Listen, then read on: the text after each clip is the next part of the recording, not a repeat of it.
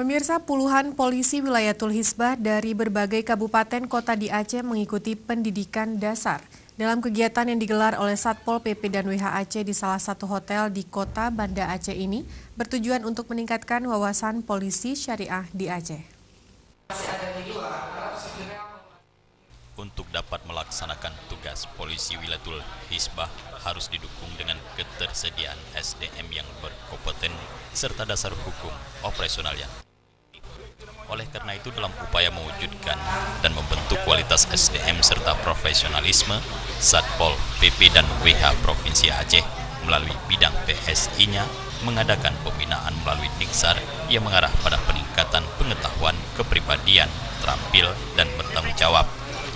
Kabid PSI Satpol PP dan WH Provinsi Aceh, Aidi Kamal, dalam sambutannya ketika membuka kegiatan tersebut mengemukakan bahwa dalam menjalankan roda pemerintahan maka semua yang dikerjakan oleh WH harus dapat dipertanggungjawabkan kepada masyarakat melalui mekanisme yang telah diatur.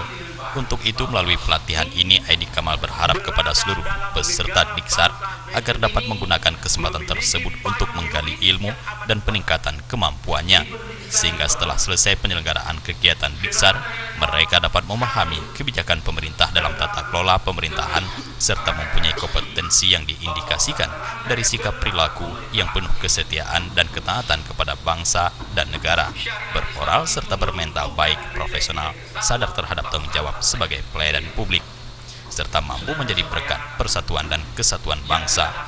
Sementara itu, tampil sebagai pemateri Dr. Sahrizal Abbas dalam kesempatan itu mengatakan penegakan syariat Islam menjadi tugas pokok dari polisi Wilayatul Hizbah dalam membantu pemerintah daerah untuk penegakan syariat Islam secara kafah.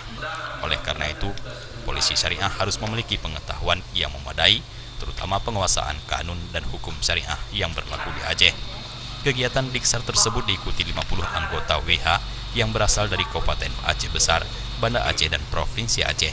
Selama pelatihan, peserta Diksar akan mendapatkan berbagai ilmu pengetahuan, wawasan, dan pengetahuan dari sejumlah narasumber. Selama pelatihan, peserta Diksar ini akan mendapatkan berbagai ilmu, wawasan, dan pengetahuan dari sejumlah narasumber. Tim Liputan Aceh TV.